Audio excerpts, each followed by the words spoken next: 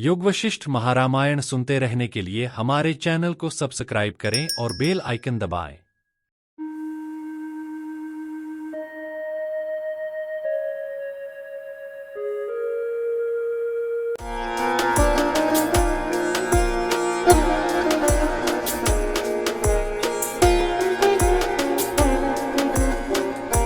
पिछले सर्ग 27 में हमने देखा कि वशिष्ठ मुनि ने श्री राम को सृष्टि की उत्पत्ति और उसके स्वरूप के बारे में गहराई से बताया। उन्होंने समझाया कि कैसे समस्त जीव और घटनाएं एक ब्रह्मा की अभिव्यक्तियां हैं और ब्रह्मा के विभिन्न रूप हैं। इस सर्ग में माया और ब्रह्मा के अंतर को स्पष्ट किया गया और बताया गया कि सही ज्ञान प्राप्त करने के लिए आत्मा की शाश्वत और अविनाशी प्रकृति को समझना आवश्यक है। अब हम सर्ग 28 को विस्तार से जानेंगे।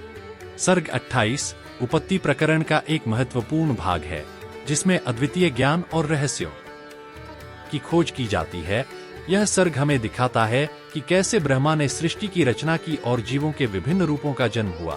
इस सर्ग में दर्शन, ध्यान और ज्ञान के गहरे रहस्यों का वर्णन किया गया है, जो जीवन के सबसे बड़े प्रश्नों का समाधान प्रस्तुत करता है।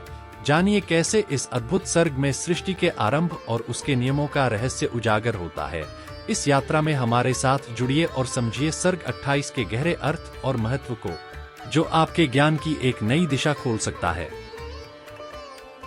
उत्पत्ति प्रकरण के सर्ग 28 में वशिष्ठ मुनि श्री राम को सिखाते हैं कि यह संसार एक माया है, भ्रम है। वे बताते हैं कि जो भी कुछ हम देखते हैं वह सब माया का खेल है और वास्तव में सब कुछ चैतन्य आत्मा के ही विभिन्न रूप हैं।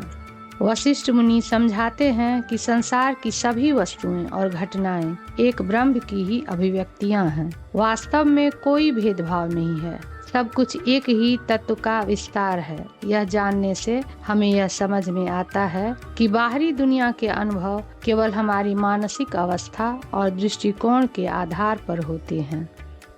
इस सर्ग का मुख्य संदेश है कि संसार के प्रति आसक्ति छोड़कर आत्मा की शाश्वत और अविनाशी प्रकृति को समझना ही सच्चा ज्ञान है।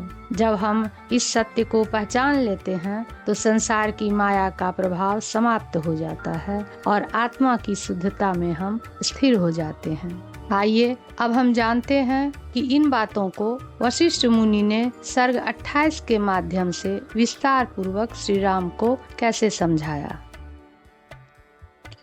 योग वशिष्ठ महारामायण उत्पत्ति प्रकरण 28वां सर्ग। दृष्ट प्रपंच के असत्य होने से चिदाकाश की सत्यता और पर्वत तथा गिरिग्राम का विस्तार से वर्णन इस 28वें सर्ग में किया गया है। श्री रामचंद्र जी ने कहा, भगवान वज्र के समान दृढ़ पूर्वोक्त रीति से अनेक करोड़ योजन भली भांति पुष्ट मध्य भाग वाले अत्यंत निबिड़ ब्रह्मांड की दीवार से वे अबलाएं कैसे निकली। भाव यह है कि स्वप्न में मिथ्याभूत दीवार भी गमन की प्रतिरोधक देखी गई है, अतः उस प्रकार की दृढ़ और घन दीवार से निकलना असंभव प्रतीत होता है। श्री वशिष्ठ जी ने कहा, वत्स श्री रामचंद्र जी, कहाँ ब्रह्मांड है, कहाँ उसकी दीवार है और कहाँ उसमें वज्र के तुल्य कठोरता है। राजरानी लीला और सरस्वती देवी दोनों ही वस्तुतः उसी अंतःपुर के आकाश में स्थित थी। उसी पर्वत ग्राम में, उसी गृहाकाश में पूर्वोक्त वशिष्ठ नामक ब्राह्मण विदुरथ होकर राज्य के ऐश्वर्य का भोग करता है। उसने राजा पद बनकर उसी मंडपाकाश के कोने को, जो कि केवल शून्य मात्र है, 4 सागरों से परिवेष्टित भूतल समझा। वह वशिष्ठ और वह अरुंधति दोनों उस शून्य स्वरूप मंडपाकाश में चारों समुद्र पर्यंत, पृथ्वी उसमें राजधानी रूपनगर और राजधानी में राजमहल का अनुभव करते हैं। वह अरुंधति ही लीला नाम की राजरानी अर्थात पटरानी हुई। उसने सरस्वती देवी की उपासना की। तदंतर वह सरस्वती देवी के साथ अद्भुत दर्शन से रमणीय आकाश को लांघकर गृहोदरवर्ती विलस्त भर आकाश में ही दूसरे ब्रह्मांड को प्राप्त हुई और तदंतर पहले ब्रह्मांड से उसमें आकर गिरिग्राम मंदिर रूप अपने घर में आई। जैसे कि शैया में सोया हुआ पुरुष एक स्वप्न से दूसरे स्वप्न को प्राप्त करता है, शैया में ही विविध देशों में विविध स्वरूपों से भ्रमण करता है। आकाश रूप यह सब भ्रांति मात्र ही है, न ब्रह्मांड है, न संसार है, न दीवार आदि है और न दूरी है। उनका अपना चित्त ही केवल वासना मात्र से तत् विविध पदार्थों के व्यवहार का स्वरूप धारण कर वैसा प्रतीत होता है। कहाँ ब्रह्मांड है और कहाँ संसार है। निरावरण और निस्सीम इस चिदाकाश की ही उन्होंने अपने चित्त से कुछ कल्पना की। जैसे आकाश ही स्पंद के संबंध से वायु रूप से कल्पित होता है, वैसे ही उन्होंने चिदाकाश की ही अपने चित्त से ब्रह्मांड रूप से कल्पना की। सभी जगह सदा अनादि अविनाशी चिदाकाश ही व्याप्त है। जिसे उसका ज्ञान नहीं है, उसकी दृष्टि में वह स्वयं चित्त होने से अपने में अपने से ही जगत सा प्रतीत होता है। जिसने उसको जान लिया, उसकी दृष्टि में यह जगत आकाश से भी शून्य है, और जिसने नहीं जाना, उसकी दृष्टि में यह जगत वज्र के समान कठोर पर्वत के तुल्य है। जैसे स्वप्न में घर में ही दैदीप्यमान नगर की प्रतीति होती है, वैसे ही असत ही यह जगत चिदाकाश में प्रतीत होता है। जैसे मरुभूमि में असत जल की प्रतीति होती है, जैसे सुवर्ण में अविद्यमान कटकत्व की प्रतीति होती है, वैसे ही असत यह दृश्य प्रपंच आत्मा में सत सा प्रतीत होता है। ऐसा कहती हुई वे दोनों सुंदर ललनाएं सुंदर घर से बाहर निकली। उन्हें ग्रामवासी नहीं देख पाते थे और वे सामने के पर्वत को देख रही थी। वह उत्तुंग पर्वत गगनचुंबी था, सूर्यमंडल को स्पर्श करता था, रंग बिरंग के संपूर्ण फूले हुए विचित्र वनों से निर्मल था तथा उसमें अनेक झरनों का कल कल निनाद हो रहा था और वन के पंछी चहचहा रहे थे। उसमें ऊंचे ऊंचे वृक्षों की मंजरियों के पुंजों से पिंजर रंग बिरंग के मेघमंडल थे, इसलिए वह सुंदर मेघों से युक्त था। उसमें गुलुच्छ लताओं की डालियों में पक्षी और सारस बसेरा ले रहे थे। बड़े मजबूत जलवेंतसों की झाड़ियों से नदियों के तट सुरक्षित थे। चट्टानों के गड्ढे में पैदा हुई लताओं को, जिन्होंने भली भांति वृक्षों का अवलंबन नहीं किया था, वायु खूब हिला रहा था, नचा रहा था। शिखर के वृक्षों ने, जिनकी आगे आगे की टहनियां फूलों से व्याप्त थी, आकाश की दीवार के सदृश बादलों को ढक रखा था। वेग से बह रही विशाल नदी का स्रोत ही उसकी मुक्त माला थी। उस पर्वत के नदी तट हिल रहे वृक्षों के वृंदों से युक्त वन समूह से व्याप्त थे, अतएव सदा वायु से वेष्टित रहते थे। उसका प्रांत भाग विविध वनों से व्याप्त था, अतएव साथ छाया से सदा ठंडक रहती थी। पर्वत ग्राम का वर्णन कर पर्वत ग्राम का वर्णन करते हैं। तदंतर उन दोनों ललनाओं ने उस समय वही स्वयं पर्वत ग्राम को देखा। वह आकाश से गिरे स्वर्ग के एक भाग के समान रमणीय था। उसमें रहटों के चलने का शब्द हो रहा था।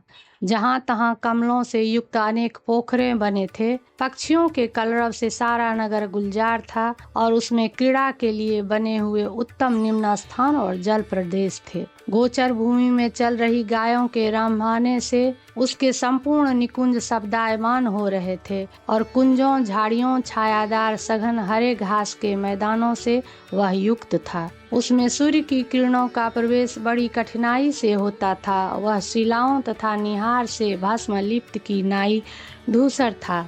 ऊंची ऊंची मंजरियों से जटा की नाई लंबायमान उसकी कतिपय शिखाएं थी। चट्टानों के मध्य में जल के टकराने से जिनमें मोती के सदृश बिंदु उछल रहे थे, ऐसे झरनों ने उसमें मंदराचल से मथे जाते हुए क्षीर सागर के जल की शोभा का स्मरण करा रखा था। फल और फूलों से लदे होने के कारण बड़े अच्छे प्रतीत होने वाले आंगन के वृक्षों से वह व्याप्त था। वे वृक्ष ऐसे प्रतीत होते थे मानो पुष्प राशि को लाकर खड़े हो रहे हों। उसमें चंचल तरंगों को मुखरित करने वाले पवनों द्वारा हिलाए गए मकरंद से व्याप्त वृक्ष भी अतिथियों पर फूल बरसाते थे। फिर प्रेम पूर्ण अतिथि सत्कार करने वाले मनुष्यों से वह अधिष्ठित था। इसमें कहना ही क्या है। बराबर पाषाणों से गिर रही जल की बूंदों की टंकार ध्वनि से गुलेल और धनुष के शब्द के तुल्य होने के कारण भय के योग्य न होने पर भी भयभीत अतएव छिपे हुए पक्षियों ने उसमें कुछ कलरव कर रखा था। वह नदी में उत्तुंग लहरों में बैठे हुए और तरंग के जल बिंदुओं के आस्वादन से शांत चित्त एवं नक्षत्रों के परिवर्तन के समान परिवर्तन वाले हंसों से परिवृत था। ऊंचे ऊंचे ताल वृक्षों पर बैठे हुए कौओं को देखकर ये हमारे कलेवे को न खा जाए, इस प्रकार शंकित हुए बालकों द्वारा प्रातः काल का खाना पच जाने के बाद हम इसे खाएंगे, इस बुद्धि से उसमें आमिक्षा छिपाई गई थी। उस नगर में बालकों ने फूलों के ही मुकुट आदि सिर के आभूषण और वस्त्र पहने थे। उस नगर के आसपास खजूर, नींबू, जंबीर के निबिड़ वन थे, अतः वह सदा शीतल रहता था। उस नगर में रहने वाली भील आदि दरिद्रों की स्त्रियों का वर्णन करते हैं। उसमें दरिद्र, नीच और आलसी लोगों की स्त्रियां अलसी की शाखाओं को ही सुलभ होने के कारण वस्त्र रूप में पहनने वाली, बौरों का कर्ण फूल पहनी हुई एवं भूख और प्यास से कृश होकर गलियों में घूमती थी। नदियों की लहरों के आपस में टकराने के शब्द से लोगों का आलाप नहीं सुनाई पड़ता था। शिल्प आदि कार्य करने की दक्षता न होने के कारण भयभीत, मूर्ख और आलसी लोग एकांत में बैठा रहना चाहते थे। दही से मुंह, हाथ और कंधों को पोते हुए कोमल कोमल छोटी लताओं को लिए हुए गोबर और कीचड़ में सने हुए बालकों से उक्त नगर के चौतरे भरे थे। उसमें बालूमय तटभूमि, नदी के तटवर्ती सिवार की लताओं को झूले के समान हिलने वाले तरंगों से बहाए जाते हुए जल की रेखाओं से अंकित थी।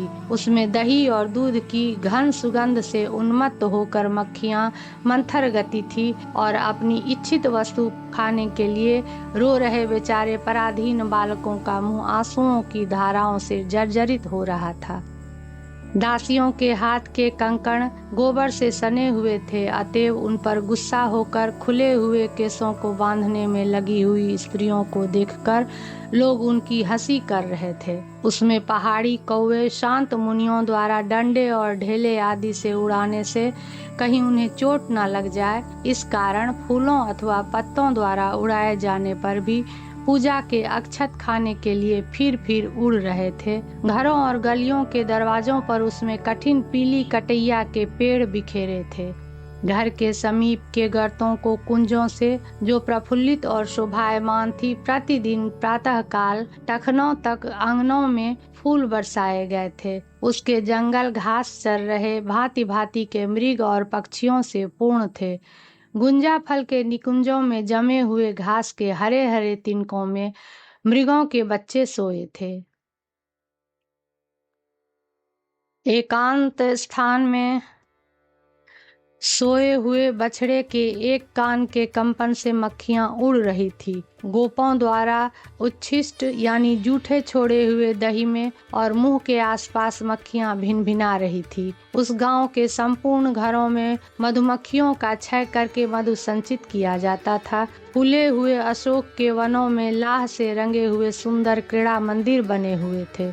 सीकरों की झड़ी लगाने वाले वायु से नित्य आर्द्र होने के कारण सभी वृक्ष प्रफुल्ल थे, फूलों के भार से लदे थे। कदम्बों की कलियों से उसमें संपूर्ण छादन तृण ओतप्रोत थे।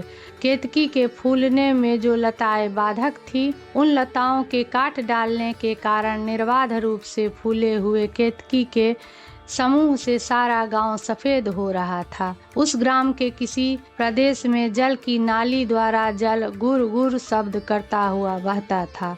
मेघमंडल उसके झरोखों से निकलकर बड़ी बड़ी अट्टालिकाओं में विश्राम लेते थे। जल से लबालब भरे हुए अनेक पोखरों में पूर्ण चंद्रमा के समान खिले हुए कमल वनों से उसकी शोभा की सीमा न रह गई थी।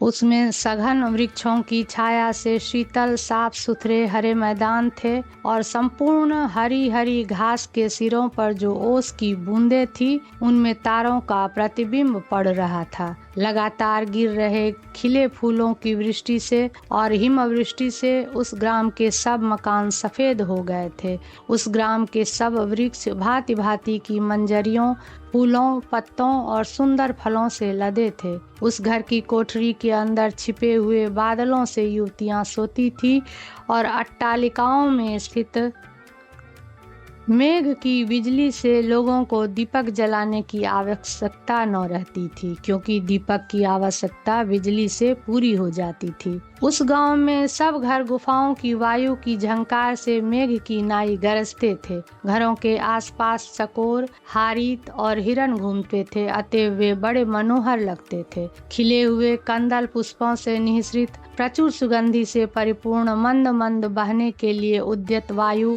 द्वारा उसके वृक्ष और लताओं के पल्लव चंचल थे। सुग्गा, मैना और लवा की बोली रूपी क्रीड़ा में ललनाएं तल्लीन थी।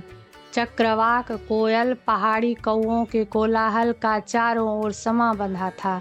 साल, ताड़, तमाल और कमल तथा उनके नीले फलों का जिधर देखो उधर तांता बंधा था। वहाँ पर लताओं के वलयाकार वेष्टन से वृक्ष परिवेष्टित थे। उक्त गिरिग्राम के मंदिरों की शोभा का पूर्ण रूप से वर्णन कौन कर सकता है। वे चंचल पल्लव वाली असंख्य लताओं के संतान के आश्रय थे। खिले हुए कंदल के फूलों की सुगंधि से सराबोर थे। उनके मंडपों में ताली, तमाल आदि के पत्ते नाचते। बाग में खिले हुए फूलों के वृक्षों से उनमें बड़ी ठंडक रहती थी। उनकी गौएं रंभाती हुई जल में तैरने में आकुल थी। उनके आसपास चारों ओर के लहलहाते हुए धान के खेतों और फूलों के बगीचे से उनकी शोभा कहीं अधिक बढ़ गई थी। तट के वृक्षों की कतार से नदी का प्रवाह छिप गया था। फूली हुई सघन लताओं के अग्रभाग ही उसके वितान थे। बगीचों के कुंद पुष्पों के मकरंद की भीनी भीनी सुगंध से वे सुगंधित थे। सुगंधि से अंधे बने हुए भ्रमरों ने गिरिग्राम के घरों के आसपास के कमलों को आच्छन्न कर दिया था। उन घरों ने अपनी सुंदरता से इंद्र भवन को नीचा दिखा दिया था। कमलों के पराग से उन्होंने आकाश को सुनहला बना दिया था। उनमें वेग से बह रही गिरि नदी का घर शब्द सदा बना रहता था। कुंद पुष्प के समान सौभेद मेघों की छवि से वे दैदीप्यमान हो रहे थे। अटारियों पर आरूढ़ फूली हुई विशाल लताओं के वे आश्रय थे। उन घरों में परस्पर क्रीड़ा से चंचल मधुर ध्वनि वाले पक्षियों का आवास था। तुरंत खिले हुए पुष्पों की पंखुड़ियों से युवकों की शैया पूर्ण थी। स्त्रियां पैर के अंगूठे तक लटकी हुई मालाएं पहनी थी। सभी जगह सुंदर सुंदर नूतन अंकुर उगे थे, जिनसे वे घर दंतुल से प्रतीत होते थे। अत्यंत सुशोभित सुंदर लताओं से सरकंडे घिरे थे। उगी हुई कोमल कोमल लताएं और कमलों की उनमें भरमार थी। स्थिर मेघ रूपी वस्त्रों से घरों के कमरे आच्छादित थे। ओस की बूंद रूपी मोतियों की लहरों से युक्त हरी घास के मैदानों से जहां तहां उनकी बड़ी ख्याति थी। अटारियों में रुके हुए मेघ की बिजली से घरों में स्त्रियां आकुल हो रही थी। नील कमलों से निर्गत सुगंधि से उनकी सुंदरता कहीं अधिक बढ़ गई थी। वहाँ की गौएं रंभाने से बड़ी भली लगने वाली और हरी घास को चरने में संलग्न थी। घर के आंगन में सुंदर मृग निःशंक आ जा रहे थे। उक्त घर निबिड़ जल बिंदुओं की वृष्टि करने वाले झरनों से युक्त थे। अतएव वृष्टि की भ्रांति से उनमें मयूर और अपना नृत्य करते थे। वे सुगंधि से मत्त की नाई भ्रांत पवन से ताड़ित अतएव विकलता को प्राप्त हुए। दीवारों में उगी हुई औषधि रूपी अग्नि से वे घर दीपकों को भूल गए थे। औषधियों से ही उनमें दीपकों का काम चल जाता था। पक्षियों के कलरव से परिपूर्ण अनेक घोंसलों से वे घर व्याप्त थे। सैकड़ों झरनों के अविरत कलरव से लोगों की बोलचाल छिप गई थी। मोतियों की लड़ी के समान सुंदर बिंदुओं के गिरने से उनके संपूर्ण वृक्ष लता तीर्ण और पल्लव शीतल थे और उनके फूलों का विकास कभी बंद नहीं होता था। ऐसे गिरिग्राम के मंदिरों की शोभा का वर्णन कौन कर सकता है। इत्याकर्षे वासिष्ठ महारामायणे वाल्मीकिये देवदूतोक्ते मोक्षोपाये उत्पत्ति प्रकरणे भाषानुवादे गिरिग्राम वर्णनं नाम 28 सर्गः। इस भाग में श्री वशिष्ठ जी और देवी सरस्वती के संवाद से हमें अद्भुत ज्ञान की प्राप्ति होती है। लीला अपनी मृत पति की स्थिति को जानने की इच्छा व्यक्त करती है और देवी सरस्वती से उनके पूर्व जन्मों का विवरण प्राप्त करती है। सरस्वती देवी लीला को बताती हैं कि कैसे उनके पति की अवस्थाएं बदलती रही हैं और उनके जीवन की घटनाएं कैसे एक दूसरे से जुड़ी हुई हैं।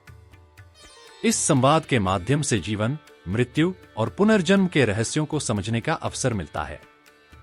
इस अध्याय के गहन संवाद और ज्ञान को सुनकर हमें सृष्टि की गहराई और अद्वैत दृष्टि की महत्वपूर्ण समझ मिलती है। अगर आपको यह वीडियो पसंद आया हो तो कृपया हमारे चैनल को सब्सक्राइब करें ताकि आप अगला सर्ग सुन सकें और योग वशिष्ठ महारामायण के अद्भुत ज्ञान को जारी रख सकें। धन्यवाद।